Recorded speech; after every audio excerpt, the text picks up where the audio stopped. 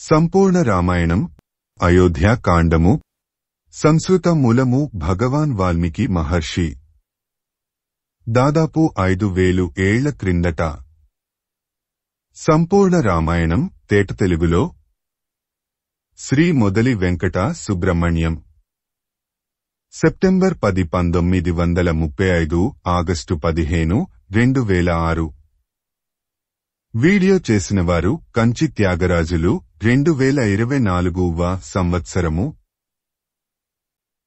శ్రీమద్ రామాయణము అయోధ్య కాండము 41వ సర్గ ఎప్పుడైతే రాముడు అంతఃపుర స్త్రీలకు అందరికీ నమస్కరించి బయటుదేరాడో వారందరూ ఏడవడం మొదలుపెట్టారు. ఇంతకాలము రాముడు మాకు రక్షకుడుగా ఉండేవాడు. ఆ రాముడు ఇప్పుడు ఏడి? మనము ఎలా బతకాలి అని వాపోతున్నారు. రాముని మంచి గుణములను తలుచుకుంటూ ఏడుస్తున్నారు. రాముడికి అసలు కోపమే రాదు. ఎవరి మీద కోపగించడు. ఒకవేళ ఎవరన్నా రాముని మీద కోపించినా తిరిగి వారి మీద కోపింపడు. అటువంటి ఉత్తముడు రాముడు.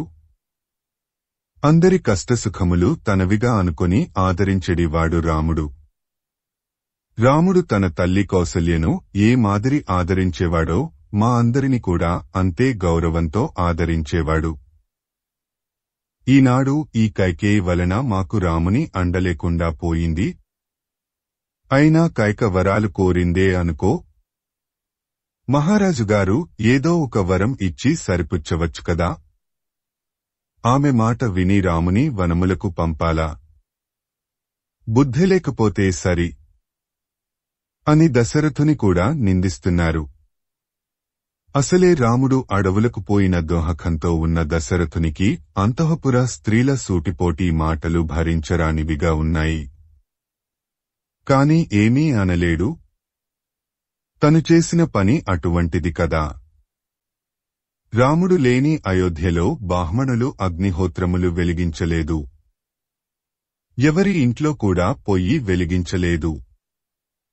రాముడే లేని మాకు అన్నము ఎందుకు అని అనుకున్నారు ప్రజలు. వారి మూలపురుషుడైన సూర్యుడు కూడా మొహం చాటేశాడా అన్నట్టు ఆకాశంలో మబ్బులు కమ్ముకున్నాయి. ఏనుగులు ఆహారం తీసుకోలేదు. ఆవులు తమ దూడలకు పాలు ఇవ్వలేదు. అయోధ్యలో ఉన్న ప్రజలలో ఎవరి మొహంలోనూ సంతోషము ఆనందము కనపడలేదు. అందరూ రాముని గురించే ఆలోచిస్తున్నారు. అయోధ్యావాసులందరూ తమ తమ దైనందిన పనులు చేయడంలో ఆసక్తి చూపడం లేదు. రామునికి ఏమవుతుందో ఏమో అని దిగులుతో ఉన్నారు. ఇంక రాముని స్నేహితులు అయితే ఏకంగా మంచానికి అతుక్కుపోయారు. లేవడానికి కూడా వారికి ఓపిక లేదు. రాముడు లేని అయోధ్య ప్రాణం లేని శరీరంలాగా తయారైంది.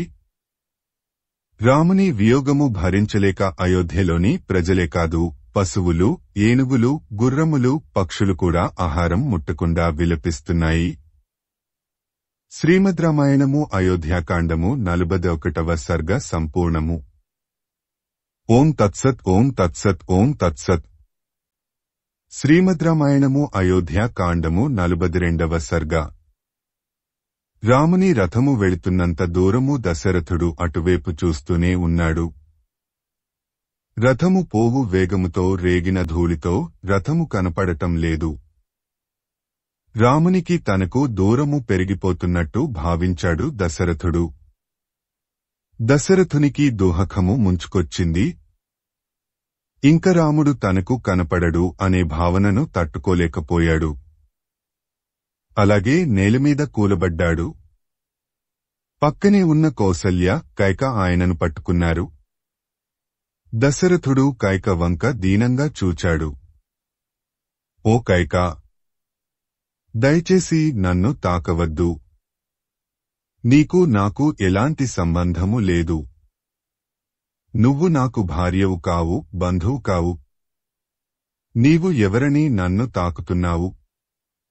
నీకే కాదు, నీ వారికి కూడా నేను ఏమీ కాను. మీకు నాకు ఎలాంటి సంబంధము లేదు. నువ్వు ఎప్పుడైతే ధర్మాన్ని విడిచిపెట్టావో అదే క్షణంలో నేను నిన్ను విడిచిపెట్టాను. నీచేయి పట్టుకొని పాణిగ్రహణము చేసి అగ్నిహోత్రము చుట్టూ 3 ప్రదక్షిణములు చేసిన నాడు ముడివడిన మన బంధము నేటితో తెగిపోయేనది. ఈ లోకంలో కాని పరలోకంలో కాని మన ఇద్దరికీ ఎలాంటి సంబంధము లేదు. నీకు నీ కుమారుడు భరతునికి ఈ రాజ్యము కావాలి. తీసుకోండి. నన్ను విడిచిపెట్టండి. నేను చచ్చిపోయిన తరువాత మీరు నాకు జలతర్పణము విడవడానికి కూడా నేను అంగీకరించను. మీరు నా శవాన్ని కూడా తాకడానికి నేను అనుమతించను అని అన్నాడు దశరథుడు. చేసేది లేక కైక ఆయన్ను విడిచిపెట్టింది. కౌసల్య దశరథుని పట్టుకొని లేవనెత్తి ఆయన రథములో కూర్చోపెట్టింది. తరువాత తన అంతఃపురమునకు వెళ్లిపోయింది. దశరథుడు రాముని తలుచుకుంటూ తనలో తానే కుమిలిపోతున్నాడు. బ్రహ్మహత్యాపాతకము చేసిన వాడి మాదిరి భయంతో వణికిపోతున్నాడు. ఇంతలో వార్తాహరులు వచ్చి రాముడు అయోధ్యను దాటి వెళ్లిపోయాడు అని చెప్పారు. అవును, రాముడు వెళ్లిపోయాడు. రాముడు వెళ్లిన రథచక్రముల జాడలు, రథమునకు కట్టిన గుర్రముల గిట్టల గుర్తులు మాత్రము అయోధ్యలో కనపడుతున్నాయి. రాముని జాడ మాత్రం కనపడటం లేదు. ప్రతిరోజు చందనము పూసుకొని హంసతులికా తల్పము మీద నిద్రించే రాముడు ఈరోజు ఒళ్లంతా మట్టి కొట్టుకొని ఉండగా కటిక నేలమీద నిద్రిస్తాడు కాబోలు. మెత్తని తలగడ లేకుండా నిద్రించని రాముడు కటిక పాషాణమును తల కింద పెట్టుకొని నిద్రిస్తాడేమో. అయోధ్యలో స్నేహితులు వందమాగధులు వెంటరాగా విహరించిన రాముడు రేపటి నుండి మునికుమారులు వెంటరాగా అడవులలో విహరిస్తాడేమో. మెత్తటి తివాచీల మీద నడిస్తేనే కందిపోయే సీత పాదాలు రేపటి నుండి కటిక రాళ్ల మీద నడవాలి కాబోలు. క్రూరమృగములు అంటేనే భయపడే సీత రేపటి నుండి ఆ క్రూర మృగముల భయంకరమైన అరుపులు వింటుందేమో అని తనలో తాను అనుకుంటున్నాడు దశరథుడు. ఇంతలో కైక గుర్తుకు వచ్చింది. ఓ కైక, నీ కోరిక తీరిందా? నీ కళ్ళు చల్లబడ్డాయా? ఇంక నీ ఇష్టం. నీకు మొగుడు లేడు. నీవు విధవరాలవు. రాముడు లేని ఈ లోకంలో నేను ఉండను. నీవే ఈ రాజ్యాన్ని పాలించుకో అని అరుస్తున్నాడు. ఈ విధంగా దశరథుడు రాముని కోసరం శోకిస్తున్నాడు. వెనుకకు తిరిగి పాడుబడినట్టు ఉన్న అయోధ్యలో ప్రవేశించాడు. అటూ ఇటు చూస్తూ వెళుతున్నాడు. అయోధ్యలో ఏ ఇంటి ద్వారము తెరవబడలేదు. ఏ ఇంటి ముందర జనం లేరు. దేవాలయాలు, అంగళ్ళు అన్నీ మూసి ఉన్నాయి. రహదారుల మీద జనసంచారము లేదు. అటువంటి అయోధ్య వీధుల గుండా దశరథుడు తన అంతఃపురము చేరుకున్నాడు. ఆ రోజు దాకా రాముని మాటలతో, రాముని ఆటపాటలతో సందడిగా ఉన్న అంతఃపురము నిశ్శబ్దముగా ఉంది. నిర్మానుష్యమైన ఆ అంతఃపురములో ఉండలేకపోయుడు దశరథుడు. నేను ఇక్కడ ఉండలేను. నన్ను వెంటనే కౌసల్య మందిరమునకు తీసుకొని వెళ్ళండి అని ఆదేశించాడు. వెంటనే పరిచారికలు దశరథుని కౌసల్య మందిరము నకు తీసుకొని వెళ్లారు. కౌసల్య మందిరములో దశరథుడు ఒక శయ్య మీద పడుకున్నాడు. కొడుకులు కోడళ్లు లేని ఆ గృహము దశరథునికి చంద్రుడు లేని ఆకాశము మాదిరి అనిపించింది. ఉన్నట్టుండి దశరథుడు ఉలిక్కిపడుతున్నాడు. ఏడుస్తున్నాడు. రామ, నన్ను విడిచి వెళ్లిపోయావా అని అరుస్తున్నాడు. 14 ఏళ్ల వనవాసము ముగించుకొని నా రాముడు తిరిగి అయోధ్యకు వచ్చినప్పుడు ఈ అయోధ్య పౌరులందరూ రామునికి ఘన స్వాగతము ఇస్తారు. అప్పటికి నేను ఉండను కదా. ఆ అదృష్టానికి నేను నోచుకోలేదు కదా అని వాపోతున్నాడు దశరథుడు. ఇంతలో రాత్రి అయింది. దశరథుడు భోజనము చేయలేదు, నిద్రపోలేదు. అర్ధరాత్రి కౌసల్యను పిలిచాడు. కౌసల్య, నాకు కళ్ళు కనిపించడం లేదు. నా దృష్టి రామునితో పాటు వెళ్ళిపోయింది. రాముని చూచిన కళ్లతో నేను దేనిని చూడలేను. నన్ను తాకు, నిన్ను గుర్తుపడతాను అని అన్నాడు దశరథుడు. భర్త మాటలకు కౌసల్యకు దుఃఖము ముంచుకొచ్చింది. దశరథుని చేతిమీద తన చెయ్యి వేసి నిమురుతూ ఆయన పక్కనే కూర్చుంది కౌసల్య. శ్రీమద్ రామాయణము అయోధ్యాకాండము 42వ సర్గ సంపూర్ణము. ఓం తత్సత్ ఓం తత్సత్ ఓం తత్సత్. శ్రీమద్ రామాయణము అయోధ్యాకాండము 43వ సర్గ.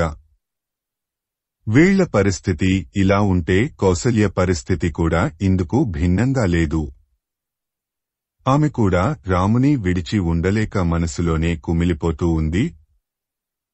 దశరథుని చూచి ఇలా అంది, మహారాజా, మన జీవితములలో కైక విషము చలకరించి నది.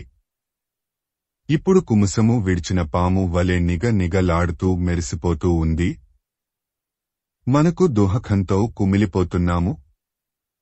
ఓ మహారాజా, రాముని అయోధ్య నుండి వెడలగొట్టిన కైక నన్ను కూడా విడిచిపెట్టదు.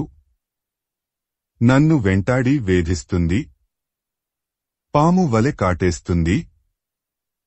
కనీసము కైక రాముని అరణ్యములకు పంపకుండా తన వద్ద దాసునిగా నియమించుకొనినా కూడా ఎంతో బాగుండేది. నా కళ్ళ ఎదుట నా కుమారుడు ఉండేవాడు. 4 ఇళ్లలో భిక్ష తీసుకుని వచ్చి నన్ను పోషించేవాడు. ఓ మహారాజా, నీవు మాత్రము తక్కువ చేశావా? దేవతలకు ఇవ్వవలసిన హవిస్సులను రాక్షసులకు ఇచ్చినట్టు రామునికి ఇవ్వవలసిన రాజ్యమును భరతునికి ఇచ్చావు. ఓ మహారాజా, ఈ పాటికి నా రాముడు అడవిలోకి ప్రవేశించి ఉంటాడంటావా? సీత, లక్ష్మణుడు వెంటరాగా అడవులలో దిక్కు లేకుండా తిరుగుతూ ఉంటాడంటావా? ఎన్నడూ కష్టములు అంటే తెలియని రాముని, సీతను, లక్ష్మణుని ఆ కైక మాట విని అడవులకు పంపావు. వాళ్ళు ఎన్ని కష్టాలు పడుతున్నారో ఏమో. ఈ వయసులో వారు సుఖాలు అనుభవించాల్సింది పోయి అరణ్యములలో అష్టకష్టాలు పడుతున్నారు. పాంభక్ష్య పరమాన్నములు తినడానికి అలవాటు పడ్డవాళ్లు ఆ అడవిలో దిక్కులేని వాళ్ల మాదిరి కందమూలములు ఎలా తింటున్నారు కదా. ఓ మహారాజా, రాముడు సీతతోనూ లక్ష్మణునితోనూ అయోధ్యకు వచ్చినప్పుడు చూడటానికి నేను బతికి ఉంటానా? ఆ మంగళకరమైన దృశ్యము కళ్లారా చూడగలనా? రామలక్ష్మణులు తిరిగి రాగానే అయోధ్య అంతా పౌర్ణమి నాటి సముద్రము మాదిరి ఎంత ఉప్పొంగిపోతుందో కదా. రాముడు సీతను రథము మీద తన పక్కన కూర్చుండపెట్టుకొని ఇప్పుడు అయోధ్యలో ప్రవేశిస్తాడో కదా. సీతారామలక్ష్మణులు అయోధ్యలోకి ప్రవేశిస్తుంటే అయోధ్య ప్రజలు వారి మీద పూలు, లాజలు చల్లే దృశ్యము ఎప్పుడు కనపడుతుందో కదా. అయోధ్యలోకి ప్రవేశించే ముందు సీతారాములు అయోధ్య పట్టణమునకు ప్రదక్షిణము చేస్తూ కన్యలకు, బ్రాహ్మణులకు కానుకలు ఇచ్చే దృశ్యము ఎన్నడు చూస్తానో కదా. ఓ మహారాజా, రాముడు ఈ 14 సంవత్సరములు అరణ్యములలో మునుల వద్ద ఉండి ఎన్నో ధర్మములు, శాస్త్రములు నేర్చుకొని బుద్ధి పరిణతి చెంది వస్తాడేమో కాని నా రాముడు నాకు మాత్రం ఆడుకునే 3 ఏళ్ల చంటి వాడి మాదిరిగానే ఉంటాడు. రాముడు రాగానే నేను వాడితో ఆడుకుంటాను. మీరు కాదనకూడదు. అసలు నాకు ఈ పుత్రవియోగము కలగడానికి కారణం నేను ఏ జన్మలోనో పాలు తాగే దూడలు వాటి తల్లుల వద్ద పాలు తాగడానికి పోయినప్పుడు నేను ఆ ఆవుల స్తన్యములను కోసివేసి ఉంటాను. అందుకనే నాకు ఇలాంటి దుర్గతి కలిగింది. ఓ మహారాజా, నేను గోవునైతే నా రాముడు గోవత్సము. అట్టి మా ఇద్దరినీ సింహము వంటి కైక వేరు చేసినది. ఆ పాపము ఊరికే పోదు. ఓ మహారాజా, నా రాముని విడిచి నేను జీవించడం కల్లా ఇంకా ఒక్కరోజు కూడా రాముని లేకుండా నేను జీవించడం నా వల్ల కాదు. ఆ శక్తి నాకు లేదు. ఎందుకంటే దావానలము అరణ్యమును కాల్చివేసినట్టు పుత్రశోకము అనే అగ్ని నన్ను అనునిత్యము దహించి వేస్తూ ఉంది. ఆ అగ్నిలో నేను కాలి బూడిదావడం తథ్యం అని భోరున ఏడుస్తూ ఉంది కౌసల్య. శ్రీమద్ రామాయణము అయోధ్యాకాండము 43వ సర్గ సంపూర్ణము. ఓం తత్సత్ ఓం తత్సత్ ఓం తత్సత్. శ్రీమద్ రామాయణము అయోధ్యాకాండము 44వ సర్గ. కౌసల్య తన కుమారుడు రాముని తలుచుకుని విలపిస్తూ ఉంటే పక్కనే ఉన్న సుమిత్ర ఆమెను ఓదారుస్తూ ఉంది. ఆ మాటకొస్తే సుమిత్ర కుమారుడు లక్ష్మణుడు కూడా రాముని వెంట అరణ్యములకు వెళ్లాడు. కాని సుమిత్ర ఎంతో గుండె నిబ్బరంతో కౌసల్యను ఆరడించింది. అక్కా కౌసల్య, రాముడి గురించి ఏడవడం ఎందుకు? రాముడు సకల సద్గుణ సంపన్నుడు. ఎక్కడ ఉన్నా రాణించగలడు. రాముని కోసం విలపించడం తగదు. రాముడు కేవలము తన తండ్రి మాటను నిలబెట్టడానికి అరణ్యాలకు వెళ్లాడు. అది ఉత్తములు అనుసరించే మార్గము కదా. రాముడు ధర్మం నిలబెట్టాడు. ఇహ పరాలను సాధించాడు. రాముని కోసం విలపించడం వృధా. అంతెందుకు రాముని వెంట నా కుమారుడు కూడా వెళ్లాడు. రామునికి సేవ చేస్తూ కాపాడుతూ ఉంటాడు. రాముని గురించి భయం ఎందుకు? పైగా సీత సుకుమారి, ఎండకన్నెరుగనిది, సుఖములు తప్ప దుహకము అంటే ఏమిటో తెలియనిది. అటువంటి సీత కూడా రాముని వెంట అడవులకు వెళ్ళింది కదా. రాముడు ధర్మమును సత్యమును నమ్ముకున్నాడు. రాముని కీర్తి ప్రతిష్టలు ముల్లోకములలోనూ వ్యాపిస్తుంది. దీనికి సంతోషించాలిగాని దుఃఖిస్తావెందుకు? సూర్యుడు తన కిరణములతో రాముని శోషింపచేయడు. గాలి మెల్లగా వీస్తూ నీ కుమారునికి హాయి చేకూరుస్తుంది. రాత్రివేళలలో చంద్రుడు తన కిరణములతో రామునికి ఆహ్లాదము కలిగిస్తాడు. పైగా రామునికి ఎంతో దివ్య అస్త్ర సంపద ఉంది. కాబట్టి రామునికి శత్రు భయము లేదు. రాముడు అడవిలో ఉన్న అంతఃపురములో ఉన్నట్టే భావించు. పైగా రాముడు ధైర్యానికి శౌర్యానికి పెట్టింది పేరు. ఇంక రామునికి తిరుగేముంది? రాముడు ఇట్టే వనవాసమును ముగించుకొని రాగలడు. ఓ కౌసల్య, ఇంకా రాముడు సూర్యునికి సూర్యుని వంటివాడు. అలాగే అగ్నికి అగ్ని, సంపదకు సంపద, కీర్తికి కీర్తి, ఓర్పుకు ఓర్పు, దేవతలకు దేవత, భూతములకు భూతము కాగల సమర్థత కలవాడు. సాధారణంగా మానవులను కుంగదీసేది, దౌర్బల్యాన్ని కలుగజేసేది భయం. కాని రాముడు అటువంటి భయానికే భయం పుట్టించేవాడు అని అర్థము. అటువంటి రామునికి అడవి అంతఃపురము ఒకటే కదా. నువ్వు చూస్తూ ఉండు. 14 సంవత్సరాలు క్షణంలో గడిచిపోతాయి. రాముడు తన పక్కన సీతను కూర్చోబెట్టుకొని రాజ్యలక్ష్మిని వరిస్తాడు. రాముడికి శక్యం కానిది, పొందలేనిది ఈ లోకంలో ఏదీ లేదు. అన్నీ రామునికి పాదాక్రాంతమవుతాయి. అంతేకాకుండా ధనుర్బాణములు ధరించి లక్ష్మణుడు ముందు నడుస్తూ ఉండగా రామునికి అసాధ్యమున్నేది ఏముంటుంది చెప్పు? ఓ కౌసల్య, నేను సత్యము చెబుతున్నాను. రాముడు తిరిగి అయోధ్యలో అడుగు పెట్టిన నాడు నువ్వు ఎదురేగి రామునికి హారతులు ఇచ్చి నీ వెంట తీసుకుని వస్తావు. అయోధ్యకు తిరిగి వచ్చిన తరువాత రాముడు తన స్నేహితులతో నీ దగ్గరకు వచ్చి నీకు నమస్కరించిన నాడు నీవు ఆనందపడే రోజు. రాముడు వచ్చి నీ పాదములను పట్టుకొని ఆశీర్వదించమని అడిగే రోజు. ఆ రోజు ఎంతో దూరంలో లేదు. అయినా నువ్వు మా అందరికీ పెద్దదానివి. నువ్వు మా అందరినీ ఓదార్చాల్సింది పోయి నువ్వే ఇలా బాధపడితే మా గతి ఏమిటి?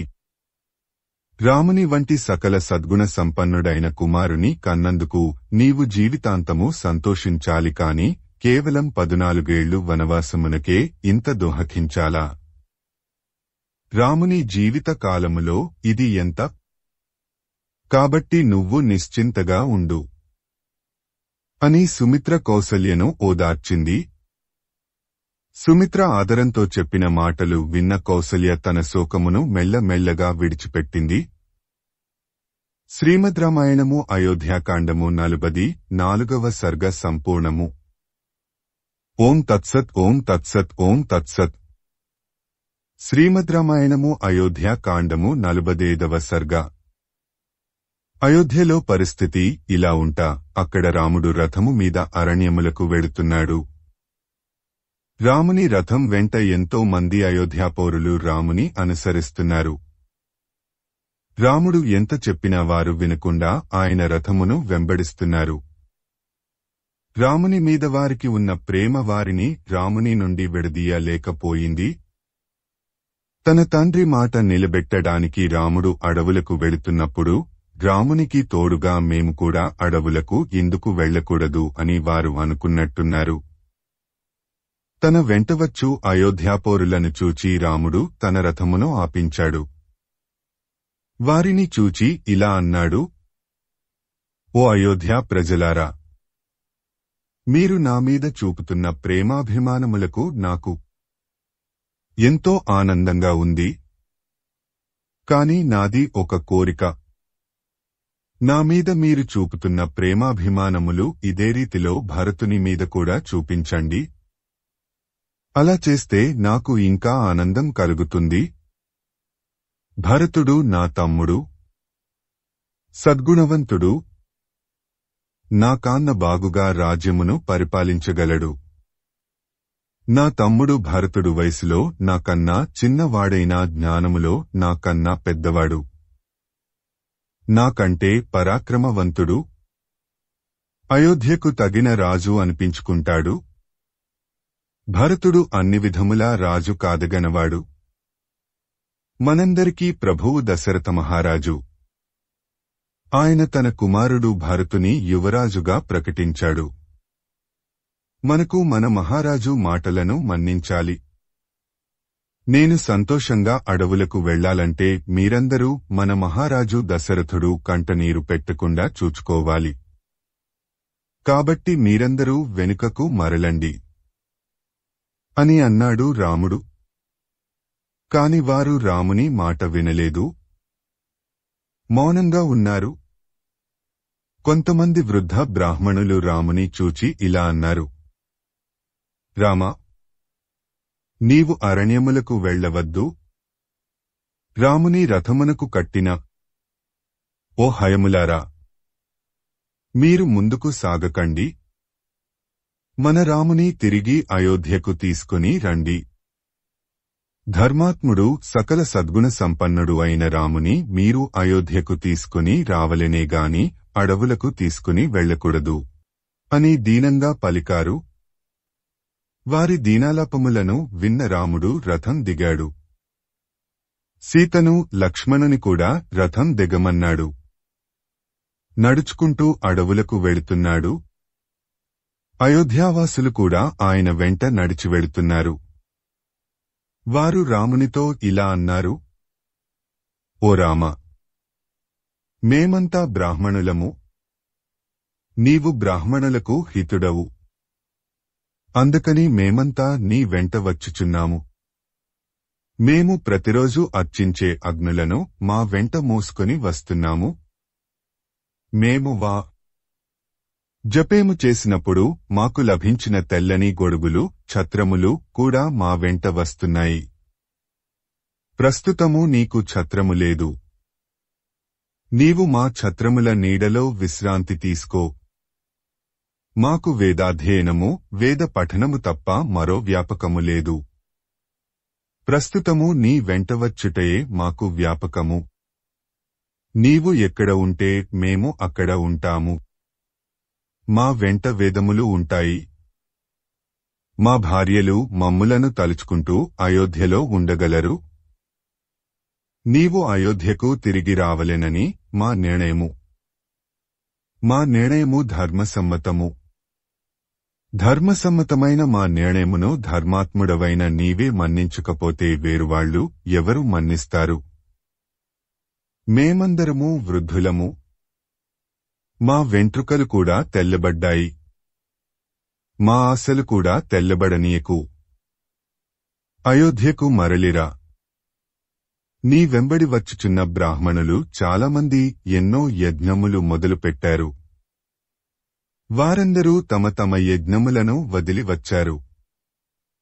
వారు తాము మొదలుపెట్టిన యజ్ఞములు పూర్తి చేయాలంటే నీవు అయోధ్యకు తిరిగి రావాలి.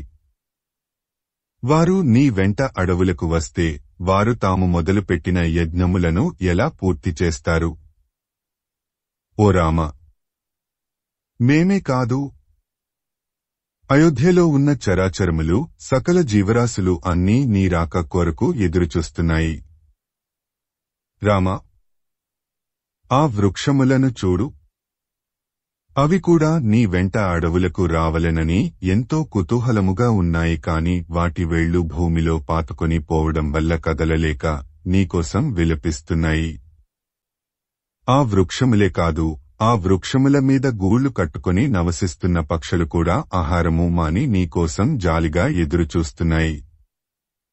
నిన్ను వెనుకకు మరలమని వేడుకుంటున్నాయి అని ఆ బ్రాహ్మణులు రాముని వెంట నడుస్తున్నారు. రాముడు అడవులకు వెళ్లడం తనకు కూడా ఇష్టం లేదు అన్నట్టు తమసా నది వాళ్లకు అడ్డంగా వచ్చింది. అందరూ తమసా నదీ తీరము చేరుకున్నారు. సుమంత్రుడు రథమునకు కట్టిన గుర్రములను విప్పి వాటికి స్నానం చేయించి నీరు త్రాగించాడు. వాటికి తిండి పెట్టాడు. శ్రీమద్ రామాయణము అయోధ్యాకాండము 45వ సర్గ సంపూర్ణము. ఓం తత్సత్. ఓం తత్సత్. ఓం తత్సత్. శ్రీమద్ రామాయణము అయోధ్యాకాండము 46వ సర్గ. తమసా నదీ తీరమునకు చేరుకున్న రాముడు సీతతో, లక్ష్మణునితో ఇలా అన్నాడు. ఓ సీత, లక్ష్మణ, ఇప్పుడు మనము వనవాసములోకి ప్రవేశించాము. మన వనవాసములో ఇది తొలి రాత్రి. చీకట్లు కమ్ముకుంటున్నాయి. పక్షులు కూడా తమ తమ గూళ్లకు చేరి నిశ్శబ్దంగా నిద్రపోతున్నాయి. అయోధ్యలోని మనవారందరూ మనకోసము దుఃఖిస్తూ ఉంటారు. ముఖ్యంగా నా తల్లి కౌసల్య, నా తండ్రి దశరథుడు నాకోసం ఏడ్చి ఏడ్చి అంధులుగా మారిపోతారా అని భయంగా ఉంది. నా తల్లి తండ్రులను ఇంక భరతుడే ఓదార్చాలి. అయినా ధర్మాత్ముడు అయిన భరతుడు ఉండగా నా తల్లిదండ్రులకు భయమేముంటుంది? లక్ష్మణ, నీవు నా వెంబడి రావడం నా మంచికే జరిగింది. లేకపోతే నేను ఒక్కడినే సీతా సంరక్షణ భారం వహించవలసి వచ్చేది. ఓ లక్ష్మణ, ఈ రాత్రికి నేను ఆహారం ఏమీ తీసుకోను. కేవలము నీళ్లు తాగి ఉంటాను. నాకు భోజనము చెయ్యాలని కోరిక లేదు. నీవు మాత్రము మన రథాశ్వములను జాగ్రత్తగా చూచుకో. వాటికి కావలసిన ఆహారపానీయాలు అందాయో లేదో చూడు అని అన్నాడు రాముడు. రథమును తోలుకుని వచ్చిన సుమంత్రుడు గుర్రములకు కావలసిన ఆహారము పెట్టాడు. వాటి దగ్గరే ఉన్నాడు. తరువాత సుమంత్రుడు రామునకు, సీతకు, లక్ష్మణునకు చెట్ల ఆకులతో కూడిన శయ్యలు, పడకలు ఏర్పాటు చేశాడు. రాముడు, సీత, లక్ష్మణుడు ఆ శయ్యల మీద పడుకున్నారు. రాముడు, సీత నిద్రపోయారుగాని సుమంత్రునికి, లక్ష్మణునికి నిద్రపట్టలేదు. వారు ఇద్దరూ రాముని సద్గుణముల గురించి ఒకరితో ఒకరు చెప్పుకుంటున్నారు. ఇంతలో రాత్రి గడిచిపోయింది. తెల్లవారింది. సూర్యోదయము కావచ్చింది. రాముని వెంట వచ్చిన బ్రాహ్మణులు కూడా తమసానదీ తీరంలో నిద్రించారు.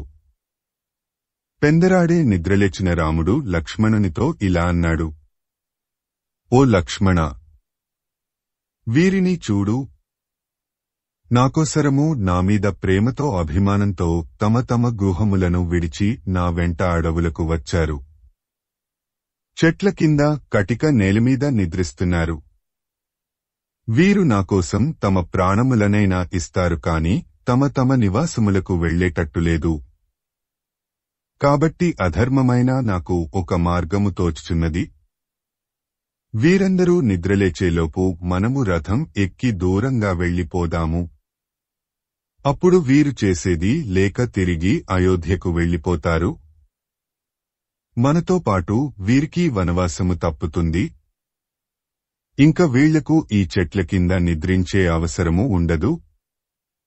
పోరులకు ఏదైనా దోహకము కలిగితే రాజులు తొలగించాలి కాని రాజులే పోరులకు దోహకము కలిగించకూడదు అని అన్నాడు రాముడు.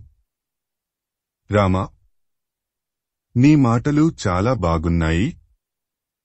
అలాగే చేద్దాము. సుమంత్ర రథమును సిద్ధం చెయ్యి. మనం వెంటనే బయలుదేరాలి అని అన్నాడు లక్ష్మణుడు.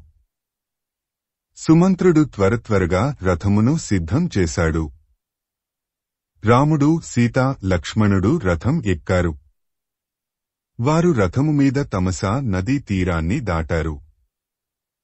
రాముడు సుమంత్రునితో ఇలా అన్నాడు. ఓ సుమంత్రా, నీవు ఉత్తర దిక్కుగా కొంత దూరం ప్రయాణించి తరువాత రథమును వెనుకకు తిప్పుకొనిరమ్ము. మా వెంట వచ్చిన బ్రాహ్మణులకు కనపడకుండా మరలా మా వద్దకు రథమును తీసుకొని రా. ఎట్టి పరిస్థితులతోనూ మా విషయం వారికి తెలియనీయకు అని అన్నాడు. సుమంత్రుడు రాముడు చెప్పినట్టే చేసి రథమును మరలా రాముని వద్దకు తీసుకుని వచ్చి నిలిపాడు. తరువాత సీతారామలక్ష్మణులు రథం ఎక్కారు. సుమంత్రుడు రథమును అరణ్యమార్గములో పోనిచ్చాడు. శ్రీమద్ రామాయణము అయోధ్యాకాండము 46వ సర్గ సంపూర్ణము. ఓం తత్సత్ ఓం తత్సత్ ఓం తత్సత్. శ్రీమద్ రామాయణము అయోధ్యాకాండము 47వ సర్గ. రాముని వెంట అడవులకు వచ్చిన బ్రాహ్మణులు పోరులు ఉదయమే నిద్రలేచారు. కాలకృత్యములు తీర్చుకున్నారు. సంధ్యావందనము ఆచరించారు. రాముని కొరకు చూచారు. కాని సీతారామలక్ష్మణులు కనిపించలేదు. అడవి అంతా వెతికారు. కాని వారి జాడలేదు. వారిలో వారు ఇలా అనుకుంటున్నారు. ఏమిటి, మనము ఒళ్ళు తెలియకుండా నిద్రపోయాము. ఉదయమే మెలకువ రాలేదు. మనకోసం చూచి రాముడు తన దారిన తాను వెళ్లిపోయి ఉంటాడు. ఏం చేస్తాం? రాముడు ఇన్నాళ్లు మనలను కన్నబిడ్డలవలె చూచుకున్నాడు. ఇప్పుడు ఆయనకు అరణ్యవాసము దాపురించింది. అందుకే మనలను విడిచి వెళ్లిపోయాడు. ఇంక మనకు దిక్కు ఎవ్వరు? రాముని విడిచి మనము జీవించలేము. మనము కూడా రాముడు వెళ్లిన ఉత్తర దిక్కుగా వెళ్లాము. ఏనాటికైనా రాముడు మనకు కనపడకపోతాడా? రాముడు లేకుండా జీవించడం కంటే రాముని వెదకడమే ఉత్తమము. లేకపోతే ఇక్కడే మనము పెద్ద చితి పేర్చుకొని అందులో అందరము అగ్ని ప్రవేశము చేస్తాము. ఇప్పుడు మనము రాముడు లేకుండా అయోధ్యకు వెళితే మన ఇంట్లో వాళ్ళు రాముడు ఏడి అని అడిగితే ఏమని సమాధానము చెప్పగలము? రాముని అరణ్యములలో వదిలివచ్చాము అని చెప్పాలా? మనమందరము రాముని తిరిగి తీసుకువస్తామని అయోధ్యావాసులు అందరూ మనకోసం ఎదురుచూస్తూ ఉంటారు. మనము రాముడు లేకుండా వెళితే వారి దోహకమునకు అంతు ఉండదు. రాముడు ఉన్నప్పుడు మనము అయోధ్యలో ఉన్నాము. రాముని వెంట అడవులకు వచ్చాము. రాముడు లేని అయోధ్యలో మరలా అడుగుపెట్టలేము. ఇప్పుడు ఏమి చేయడం అంటూ తమలో తాము వ్యాకులపడుతున్నారు. కొంతమంది రథము పోయిన జాడలు అనుసరించి పోదామన్నారు. అందరూ రథము జాడల అనుసరించి వెళ్లారు. కాని ప్రయోజనం లేకపోయింది. ఇంక చేసేది లేక అందరూ తిరిగి అయోధ్య దారి పట్టారు. సాయంత్రానికి అయోధ్యానగరము చేరుకున్నారు. రాముని లేని అయోధ్య వారికి పాడుబడినట్టు కనిపించింది. చంద్రుడు లేని ఆకాశము లాగా వెలవెలబోతున్న అయోధ్యను వారు చూడలేకపోయారు. రాముని వదిలివచ్చిన దోహకముతో ఎవరి గృహములకు వారు వెళ్లిపోయారు. శ్రీమద్ రామాయణము అయోధ్యాకాండము 47వ సర్గ సంపూర్ణము. ఓం తత్సత్ ఓం తత్సత్ ఓం తత్సత్. శ్రీమద్ రామాయణము అయోధ్యాకాండము 48వ సర్గ. రామునితో వెళ్లిన పోరులు తిరిగి రావడం చూచారు అయోధ్యపుర స్త్రీలు. వారు రాముని తిరిగి తీసుకుని వస్తారు అని ఎంతో ఆశతో ఉన్నారు. వారి ఆశలు అన్నీ నిరాశలు అయ్యాయి. రాముని అడవిలో వదిలి ఇళ్లు చేరిన పోరులు తమ తమ భార్యాపుత్రులకు తమ ముఖములు చూపించలేకపోయారు. అయోధ్యలో ఎవరూ తమ తమ ఇళ్లలో వంట చేసుకోలేదు. దేవాలయములలో పూజలు జరగలేదు. వర్తక వాణిజ్యములు మూతబడ్డాయి. రాముడు అడవులకు పోయినందుకు ప్రతి ఇంటిలోనూ దుఃఖము శోకము తాండిస్తూ ఉంది. రాముని లేని అయోధ్యలో తమకు సుఖసంతోషాలు ఎక్కడివని అందరూ అనుకుంటున్నారు. ఈ లోకంలో ఎవరన్నా పుణ్యము చేసుకున్నవాడు ఉన్నాడు అంటే అతడు లక్ష్మణుడే. ఎందుకంటే అతడు ఒక్కడే రాముడి వెంట అరణ్యములకు వెళ్లాడు. రామునికి సేవ చేస్తున్నాడు. ఇది వారందరి నిశ్చితాభిప్రాయము. రామునికి అనునిత్యము ఫలములను ఇస్తూ సేవ చేసే వృక్షములు తమ కన్నా ఎంతో మేలు అని అనుకున్నారు. సీతారాములకు ఆనందం కలిగించే వివిధ రకములైన పూలు తమ కన్నా ఎంత పుణ్యం చేసుకున్నాయి అని అనుకున్నారు. కొండల మీది నుండి పర్వతముల మీది నుండి జలజలపారే సెల ఏళ్లు రామునికి స్నానమునకు కావలసిన నీటిని సమకూరుస్తున్నాయి. ఇవి తమ కన్నా ఎంతో మేలైనవి అని అనుకున్నారు.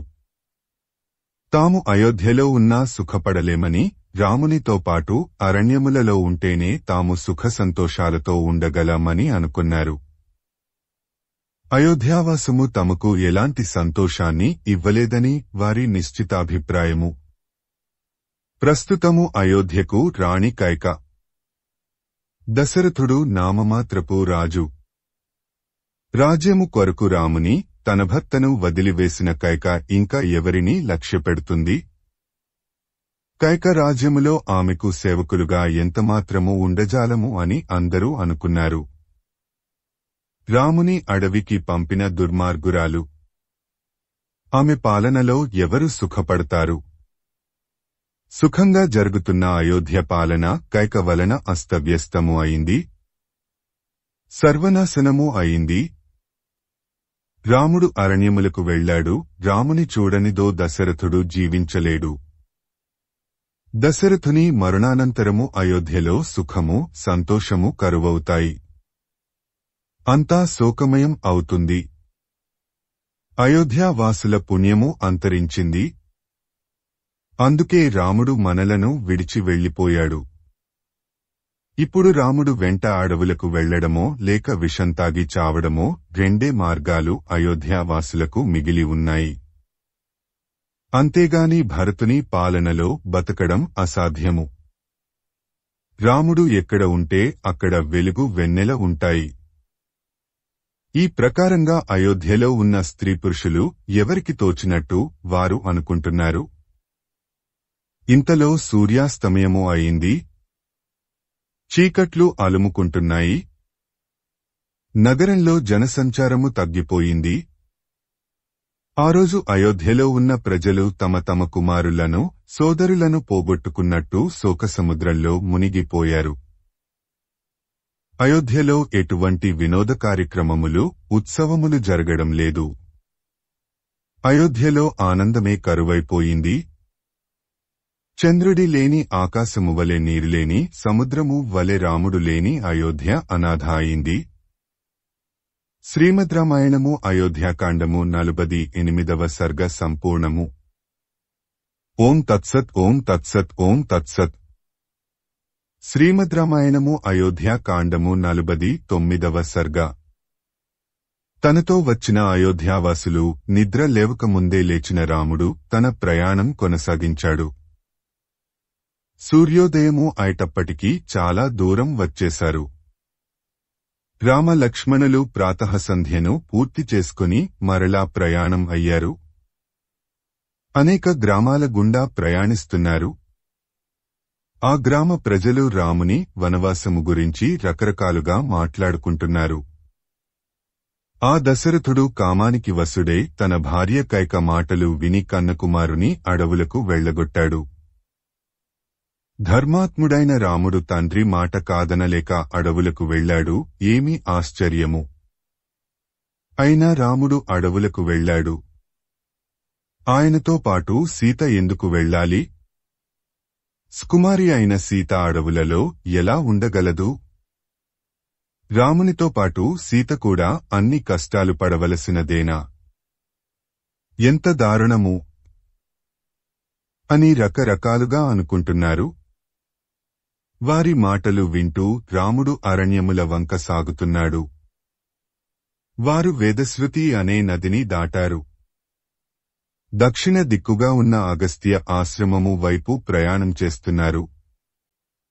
అలా ప్రయాణం చేస్తూ వారు గోమతీ నదీ తీరానికి చేరుకున్నారు. గోమతీ నదిని దాటిన తరువాత వారు సెందికా నదిని చేరుకున్నారు. ఆ నదిని కూడా దాటి వారు పూర్వము మను చక్రవర్తి రాముని మూల పురుషుడైన ఇక్ష్వాకువునకు ఇచ్చిన విశాలమైన భూములలోకి ప్రవేశించారు. ఆ భూమినంతనూ రాముడు సీతకు చూపించి దాని గురించిన వృత్తాంతమును సీతకు వివరించాడు. సారవంతమైన ఆ భూముల గుండా వారు ప్రయాణం చేస్తున్నారు. అనేక వన్యప్రాణులతో నిండిన అడవులలో గుండా వారు వెడుతున్నారు. అప్పుడు సుమంత్రుని చూచి రాముడు ఇలా అన్నాడు. సుమంత్రా, నేను వనవాసము ముగించుకొని తిరిగివచ్చి తల్లిదండ్రుల దర్శనము చేసుకొని ఈ వనసీమలలో ఎప్పుడు తనివిదీరా వేటాడదనో కదా. వేట క్షత్రియులకు ఉచితమే కాని నాకు ఎందుకో సరైనది తీరములో ఉన్న ఈ వనములలో వేటాడవలెనని కోరిక అంతగా లేదు. అసలు నాకు వేటమీద అంత మక్కువ లేదు. అరణ్యములలో వాటి మానాన అవి బతుకుతున్న అమాయకమైన ఆ ప్రాణులను కేవలం మన ఆనందం కోసరం వేట మిషతో చంపడం పాపం కదా. అందుకనే నాకు వేటమీద అంతగా కోరిక లేదు. కాని క్రూర మూగములు విజృంభించినప్పుడు వేటాడక తప్పదు అని వేట గురించి ముచ్చటించుకుంటూ రాముడు సుమంత్రుడు నడిపే రథం మీద ప్రయాణిస్తున్నాడు. శ్రీమద్ రామాయణము అయోధ్యాకాండము 49వ సర్గ సంపూర్ణము. ఓం తత్సత్ ఓం తత్సత్ ఓం తత్సత్. శ్రీమద్ రామాయణము అయోధ్యాకాండము 7వ సర్గ. రాముడు సీతాలక్ష్మణ సమేతుడై రథము మీద కోసల దేశపు సరిహద్దుల వద్దకు వచ్చాడు. అయోధ్య ఉన్న వంక తిరిగాడు. రెండు చేతులు ఎత్తి నమస్కరిస్తూ, కాకుత్స వంశస్థులచే పరిపాలింపబడుతున్న ఓ అయోధ్య నగరమా, పుట్టినప్పటి నుండి నీ ఒడిలో పెరిగాను. ఇప్పుడు విధివశాత్తు నిన్ను విడిచి వెడుతున్నాను. నిన్ను నీలో నివసించు ప్రజలను విడిచిపోవుటకు మీ అనుమతి కోరుతున్నాను. అచిరకాలములోనే నేను వనవాసము పూర్తి చేసుకుని తిరిగి వస్తాను. అయోధ్యానగర ప్రవేశము చేస్తాను అని అయోధ్యాపురికి నమస్కరించాడు. అప్పటికే రాముడు వచ్చాడని వార్త తెలిసి సమీప గ్రామ ప్రజలు రాముని చూడటానికి అక్కడకు చేరుకున్నారు. వారిని చూచి రాముడు ఇలా అన్నాడు. మీరు నా మీద జాలి చూపించారు. కాని మీ పనులు మానుకొని నాకోసం దోహకించడం మంచిది కాదు. మీ పనులు చూచుకొనుడు అని వారికి నమస్కరించి చెప్పాడు. వారు కూడా రామునికి పట్టిన దుర్దశకు దోహకిస్తున్నారు. తరువాత రాముడు కోసల దేశమును దాటి వెళ్లిపోయాడు. రాముడు ప్రయాణించు రథము పరమ పవిత్రమైన గంగాతీరము చేరుకొంది. గంగానదీ తీరమున గల మున్యాశ్రమములు గంగానదికి అలంకారముగా శోభిల్లుతున్నాయి.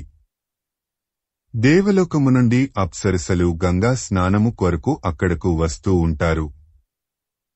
పవిత్రమైన ఆ గంగను దేవతలు, దానవులు, గంధర్వులు సదా సేవిస్తూ ఉంటారు.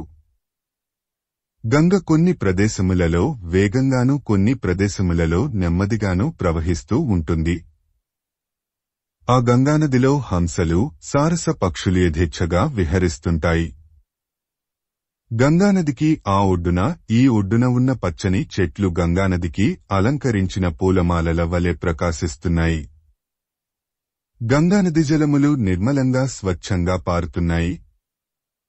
కాని అక్కడక్కడ మదగజములు గంగానదిలో దిగి స్నానము చేయడం వల్ల నీరు కలుషితము అవుతూ మరలా నిర్మలంగా మారుతూ ఉంది. గంగానది తీర ప్రాంతము అంతా మధురమైన ఫల వృక్షములతోనూ పూల మొక్కలతోనూ నిండి సర్వాలంకార శోభిత అయిన మంగళకరమైన స్త్రీ వలె శోభిల్లుతూ ఉంది. అటువంటి గంగాతీరము వెంట ప్రయాణించి రాముడు శృంగబేరపురమునకు చేరుకున్నాడు. సుమంత్ర, రథమును ఆపుము. ఇక్కడ ఒక ఇల్గుది వృక్షము ఉన్నది. ఈ వృక్షము ఫలములతో నిండి ఉంది. ఈ రాతికి మనము ఇక్కడే ఉండెదము.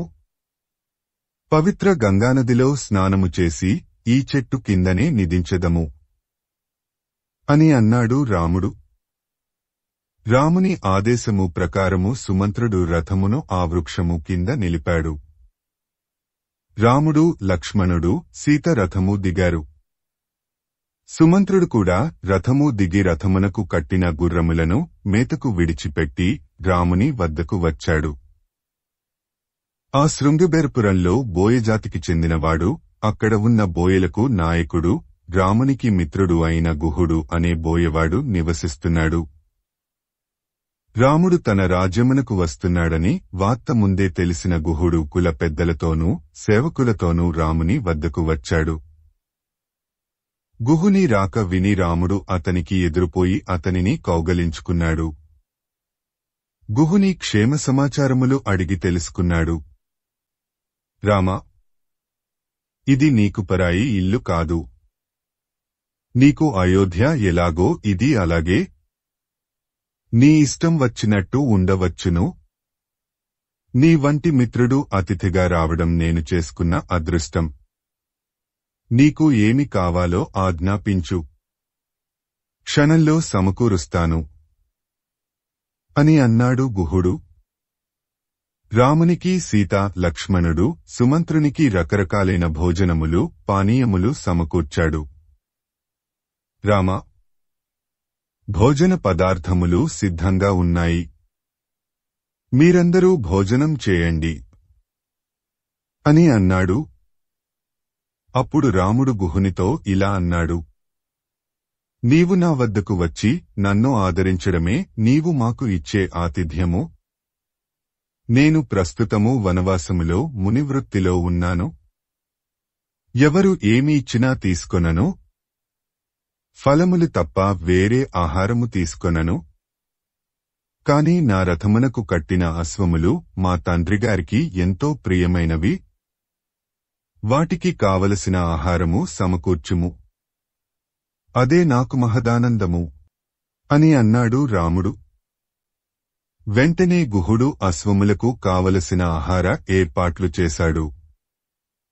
ఆ రాత్రికి రాముడు కేవలము నీరు ఆహారంగా తీసుకుని నిద్రించాడు. గుహుడు ఆ రాత్రికి అక్కడే ఉన్నాడు. లక్ష్మణునితోనూ సుమంత్రునితోనూ మాట్లాడుతూ మేలుకొని ఉన్నాడు. రామునికి ఓ పట్టాన కటిక నేలమీద నిద్రపట్టలేదు. ఆ రాత్రి చాలా దీర్ఘంగా ఉన్నట్టు అనిపించింది రామునికి. శ్రీమద్ రామాయణము అయోధ్యాకాండము 8వ సర్గ సంపూర్ణము. ఓం తత్సత్. ఓం తత్సత్. ఓం తత్సత్. సంపూర్ణ రామాయణం అయోధ్యాకాండము. సంస్కృత మూలము భగవాన్ వాల్మీకి మహర్షి. దాదాపు 5000 ఏళ్ల క్రిందట. సంపూర్ణ రామాయణం తేట తెలుగులో Shri Modali Venkata Subrahmanyam. September 10 1935 August 15 2006 video చేసినవారు కంచి త్యాగరాజులు 2024వ సంవత్సరము